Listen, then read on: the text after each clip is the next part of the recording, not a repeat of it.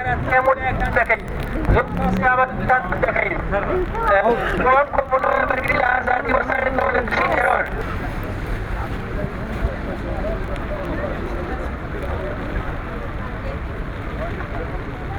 بەڕێزان جارێکە بە ناوی کەمپینی بەرگری لە ئازادی بە خێراتیەکی گەورەتان لەکەین و بەخێر بێن سەر چاومان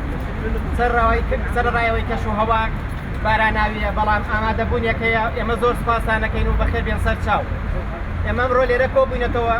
چکە لە کوردستان دەستی تیرۆر و تۆقاندن گەشتە گیانی یەکێک لەو ئازیزانەی ئێمە کە بۆ بەرگری لە ئازادی و بۆ بەرگری لە خۆشگوزەرانی خەڵک تیرۆر کرا ئەهەمیەتی ئەم کۆبوونەوەی کە ئێستا ئێمە هەمومان لێرە کۆبووینەتەوە بە بڕوای کۆمیتەی بەرگری لە ئازادی و بە بڕوای هەمومان ئەهەمیەتێکی تایبەتی هەیە ئەهەمیەتەکەش لەوێەوە دەست پێکا کە قۆناغی تیرۆرکردن و قۆناغی ئینسان کوشتن لە کوردستانە چۆتە فەزایەک و چۆتە فازێکی کەوە هەر بۆی ئەبێ ئێمە هەمومان ڕەوەندی کوردی لە دەرەوە و بە تایبەتی لە دانیمارک مەسئولێتێکی گەورەتر لە خۆمان نیشان بین و مەسئولێتێک نیشان بین کە لە قۆناغێکی تازە ڕوبەڕووی ئەو هەموو هێرشە بینەوە کە بۆ سەر ئازادی و بۆ سەر حرمەت و کەرامەتی ئینسان نەکرێت لە کوردستانە بۆیە گرنگە ئێمەش ڕەوەندی کوردی مەسئولێتێکی زیاتر لە خۆمان نیشان بین ڕەوەندە ئەم کۆبوونانە زیاتر بکەین ڕەوەندە گرنگە دەست بێنە دەستی یەکتری پشت بێنە پشتی یەکتری مەسئولێتێکی گەورە لە خۆمان نیشان بین بۆیە بۆ ئەم کارە زیاتر لە مەیدانا بین زیاتر لە پشتی یەکتر بین و بۆ ئەم کارە زیاتر لە بەرامبەر یەکتریان مەسئولێت نیشان بین ئەمە مەسئولێتی ئێمە و مەسئولێتی ڕەوەندی کوردیە لە دەرەوە بۆیە جارێکی کە بە ناوی کەمپینەکەەوە بە خێراتنتانەکەین ئێمە کەمپینەکەمان بەردەوامە بێ هەتا بتوانین کاری جدیتر بکەین و هەتا بتوانین کە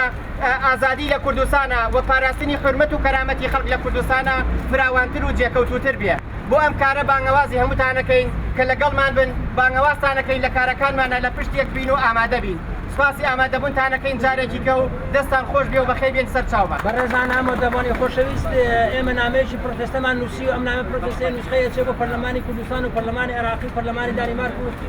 لایەنە بەرپرسدارەکان ئێمە بێدەنگ نابین لە کوشتن و سەرکردنی ئەم دەنگە ئازاد و قەڵەم ئازادانەی کە لە کوردستان ئەیانەیە فەزایەکی دیموکراسی بۆ نەوەکانمان دابین بکەن پێویستە هەمومان هەڵوێستمان هەبێ بێش ئەمەیەکە لەو کارەساتانەی کەوایتر ئەبێ دەواازەیەک بدۆزێتەوە بۆ چارەسەکردنی و کێشانەی کە لە کوردستان بەرامبەر بە قەڵەمی ئازاد و دەنگی ئازاد دەکرێت.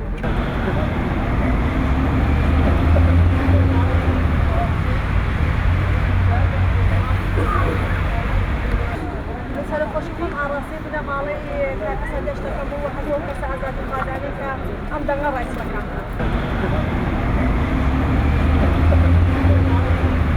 De politieke vrijheid organiseert harte en media uitnemen de intellectuele profeten van vrijheid afdelen. هنا آزادی بوونیە و بژی ئازادی لە کاتێکدا زۆربەی هەرە زۆری خەڵک کوژاوەتە سەر شەقامەکان ناڕزایی دەبڕن بەڵام بە شێوازێکی زۆر هێمن هیچ کوژی نەکەوتەوە ئەمە مای خۆشحاڵیە دەبێ هەمومان لەم وانەیەوە فێری شێوازەکانی پرۆتێست بین فێری شێوازەکانی ناڕزایی بین بەناوی هونەرمەندانەوە بەناوی هەموو هاوڕێ ئازیزەکانی خۆمەوە ئیدانەی ئەو تیرۆرکردنی کاک سەردەشت دەکەین بەڕاستی حکوومەتی هەرێم و حکوومەتی ڕئیسی پەرلەمان و سەرۆکی هەرێم ئەبێ بە دواداچوونێکی هەواو بێلایەنانە لەم کارەدا بکەن ئەمە کوشتنی سەردەشت کوشتنی ئازادیە کوشتنی دیموکراتیە لە کوردستان